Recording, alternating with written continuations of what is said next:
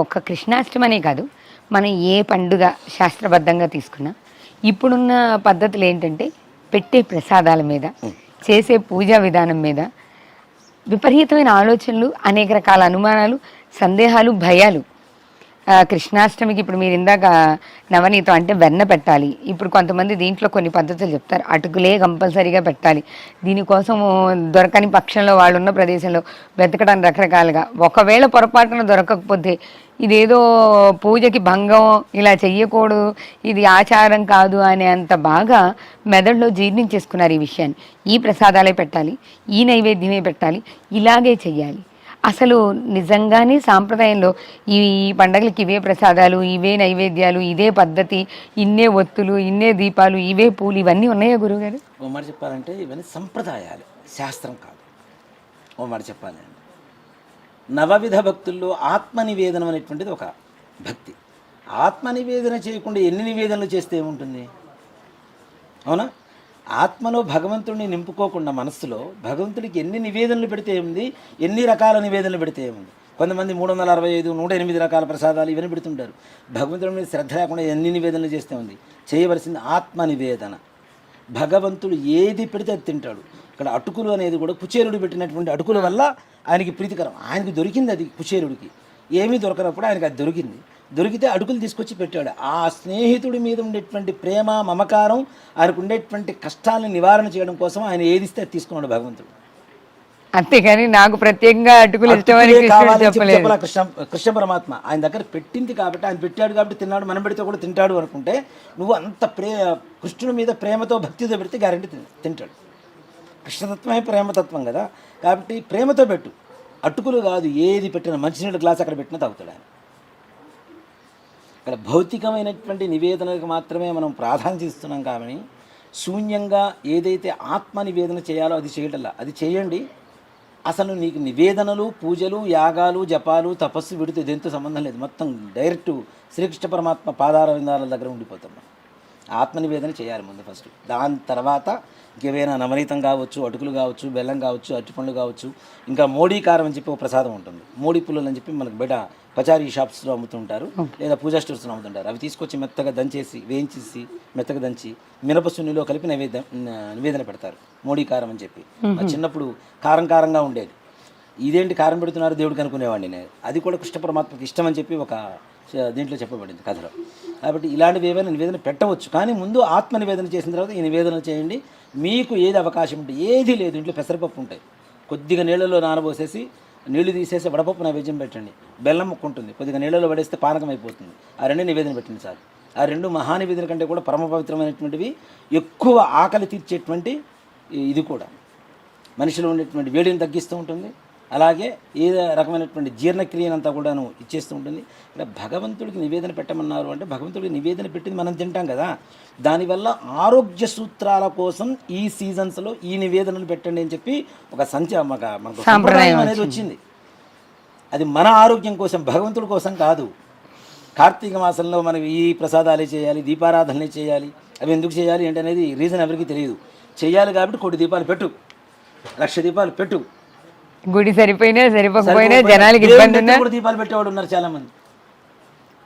ఆయనకి ఇప్పుడు దేవుడికి నీళ్ళు పాలు పోస్తారు. ఇప్పుడు మనం సబృద్ధి కొని అంతే వదిలేస్తామా? నీళ్ళు పోసుకుంటాక ఆయన నెత్తిన నీళ్ళు కూడా పోయారు. ఆ పాలు పోస్తారు చక్కగా, అక్కడ మళ్ళీ కొబ్బరికాయ కొడతారు, ఆ నీళ్ళు కూడా ఆయన నెత్తిన పోస్తారు. ఆయన బంకలు కారుతూ ఉండాలి, మనకు మాత్రం అనుగ్రహించాలి. అది ఎట్లా జరుగుతుంది? తప్పు కదా. మనం ఎంత శుభ్రంగా ఉంటున్నామో మనకి చేతికి పసుపు అయితేనే ఇట్లా క్లాత్ తుడుచుకుంటాం. అలాంటిది భగవంతుడికి మాత్రం పసుపు కుంకాలు అమ్మ అమ్మూరి తల్లికి పోసేసినట్టు పోసేస్తూనే ఉంటారు, గ్రామ దేవతలు పోసినట్టు అన్ని చోట్ల. ఇప్పుడు వ్రతం చేసుకున్న చోట కూడా నిజంగా వ్రతం మండపం చేస్తాం, దాంట్లో బియ్యం చక్కగా ఇవన్నీ ఉంటాయి. అవి దేని బ్రాహ్మడికి ఇస్తాం. అవి బ్రాహ్మడికి ఇస్తాం. నువ్వు పసుపు కుంకాలు మొత్తం చల్లితే వాడు ఎక్కడ వండుకుని తింటాడు? దానివల్ల ఉపయోగం ఏంటి నీకు? బ్రాహ్మణ స్వరూపంలో నీకు భగవంతుడు అని చెప్పి, భగవంతుడు మన మహావిష్ణు స్వరూపస్య బ్రాహ్మణస్య అని చెప్పి మనం చెప్పి మరీ ఇస్తున్నాం, మండపదానం చేస్తున్నాం. అది వాడు వండుకుని తినాలి కదా. వండుకు తింటానికి కూడా అవకాశం లేకుండా పసుపు కుంకాలు మొత్తం చల్లేస్తూ ఉంటాయి. ఇంకా వాడు ఎందుకు వండుకుంటాడు? వాడు కూడా పక్కన పడేస్తాడు, లేదా ఇంటి ముందు ముగ్గేసుకోవడానికి. వాడు ఇచ్చిన ఉద్దేశం మారిపోతుంది, ఎందుకంటే పనికి రావట్లేదు కదా. అసలు ఇచ్చిన ఉద్దేశం అది. అలాంటివి అవన్నీ పోయి మనం లేనిపోయినవన్నీ మనస్సులో ఎక్కువగా నింపుకొని అవసరమైనటువంటివి నింపుకోకుండా అనవసరమైనటువంటి నాలెడ్జ్ అంతా కూడా నింపేసుకొని అవసరమైన వాటిని వదిలేసి. ఒకప్పుడు చూడండి ఎన్ని ఫోన్ నెంబర్లేని నోటికి చెప్పేవాళ్ళం. ఇప్పుడు చూస్తున్నారు ఎవరన్నా? భార్య నెంబర్ కావాలంటే సెల్ ఫోన్ ఎత్తుకుతాడు. ఒకప్పుడు ఎంత దూర బంధువు అయినా సరే పేరు చెప్పగానే ఫోన్ నెంబర్ చెప్పేశాడు, పిన్ కోడ్తో సహా. ఇప్పుడేముంది, పోయింది కదా. అంటే నాలెడ్జి నిల్లైపోతుంది. నీకు ఎదురువాడి నాలెడ్జి సెల్ ఫోన్లో ఉంటే నీ నాలెడ్జిని దాంట్లో నింపుకుంటున్నావు, నీలో ఉండేటువంటిది మొత్తం శూన్యం చేసుకుంటున్నావు. పోనీ ఓకే మంచిదే, ఖాళీ అయింది. ఖాళీ అయిన దాంట్లో ఏం పెట్టాలి? భగవంతుడి తత్వాన్ని నింపుకుంటే తప్పనిసరిగా ఉపయోగం. సెల్ ఫోన్లు రహితమైనటువంటి గ్రామాలు ఇప్పటికీ కొన్ని చోట్ల ఉన్నాయి. మొన్న మధ్య ఏదో ఒక ఊరు చూశాను నేను, అక్కడ సెల్ ఫోన్లు ఉండవు, గ్యాస్ స్టవ్లు ఉండవు, వాళ్ళంతటా వాళ్ళు వండుకొని తింటూ ఉంటారు. సెల్ ఫోన్ ఊళ్ళో లోపలికి ఎవరైనా తీసుకుని వెళ్ళటానికి కూడా వాళ్ళు ఒప్పుకోవటం లేదు. ఎక్కడుంది గురుగారు? ఇది నేను చెప్తానమ్మా, చూశాను మొన్న మధ్యన ఒక వీడియో చూశాను. కేవలం మొత్తం భక్తి తత్పరత, చక్కగా వేదాధ్యాయనం, ఎవరి పనులు వాళ్ళే చేసుకుంటారు. ఒకళ్ళ పనులు మనుషులు ఉండరు అక్కడ. సెల్ ఫోన్లు ఉండవు, రేడియోలు ఉండవు, ఏ రకమైనటువంటి పరికరాలు ఎక్కడా కూడా ఉండవు. ఏదైతే సనాతనంలో పూర్వకాలంలో వాడినటువంటి వస్తువులు ఉన్నాయో ఆ వస్తువులతోనే వాళ్ళ వంట చేసుకుంటారు. కట్టెల పొయ్యి. నిన్న నేను ఒక రాత్రి ఒక వీడియో చూశానమ్మా. ఎక్కడో కొలంబోనో ఏదో సౌత్ ఆఫ్రికాలోనో అడవి జాతి వాళ్ళు జంతువుని సంహరించి, నేను వీడియో కూడా ఎందుకు చూశాను అంటే వాళ్ళు ఎలా కాలుస్తారు, దాన్ని ఎలా తింటారు అనే ఉద్దేశంతో చూశాను. అది రాక్షసంగా ఉంది చూడటానికి. కానీ వాళ్ళు రాత్రి నాకు నచ్చింది ఏంటంటే, మనం ప్రతిష్టలప్పుడు అగ్నిమథనం అని చెప్పి చేస్తూ ఉంటారు. చండ్రకర్ర కింద చండ్రకర్ర పెట్టి ఇట్లా తిప్పుతూ ఉంటారు. వాళ్ళు చేసిన అగ్నిమథనం రాత్రి చూస్తే నాకు కళ్ళు ఒక్కసారి అట్లా ఇదైపోయింది మైండ్ అంతా. చిన్న కట్టె తీసుకున్నారు, ఒక సన్నటి పుల్ల ఇట్లా తయారు చేశారు చండ్రకర్రని, దాంట్లో పెట్టి వాడు ఇట్లా తిప్పుతున్నాడు, నిప్పు పుడుతుంది. వాడి ఇంటి మీద ఉన్నటువంటి ఏదో ఒక చిన్న గడ్డి లాంటిది ఉంటే అది తీసుకొచ్చి దాన్ని మెత్తగా ఇట్లా అన్నాడు. ఆ నిప్పును దాంట్లో వేసి నిదానంగా ఊపాడు, ఇట్లా పట్టుకొని ఊపాడు, మంట వచ్చేసింది. దాంతో మొత్తం మంట పెట్టేశాడు. ఆ జంతువును కాల్చుకొని తింటున్నారు.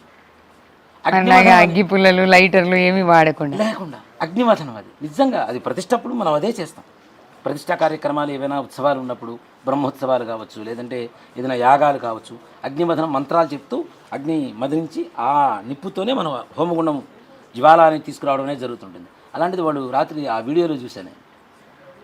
అంటే వాళ్ళ పద్ధతి కోసం అయినా కూడా ఇదే సాంప్రదాయాన్ని పాటిస్తారు. అంటే పూర్వకాలంలో అగ్ని ఎలా పుట్టింది అనేది వాళ్ళు ఇప్పటికీ మర్చిపోకుండా రీసెంట్గా తీసిన వీడియో అది. జస్ట్ 2023 ఎండింగ్లో తీసిన వీడియో అది. అంటే ఇప్పటికి కూడా వాళ్ళు అవలంబిస్తున్నారు దాన్ని. మనం మాత్రం మానేసి ఇష్టం వచ్చినట్టు అగ్గిపుల్లలని, లైటర్లని, ఎలక్ట్రానిక్ లైటర్స్ అని, అసలు లైటర్ లేకుండానే తిప్పితే మంట రావటం అని రకరకాల పొగడలు పోతున్నాం. దానివల్ల చంద్రకట్ట ఎప్పుడైతే ఇచ్చేస్తూ ఉంటామో దానివల్ల ఇంట్లో కుజగ్రహ అనుగ్రహం కలుగుతుంది.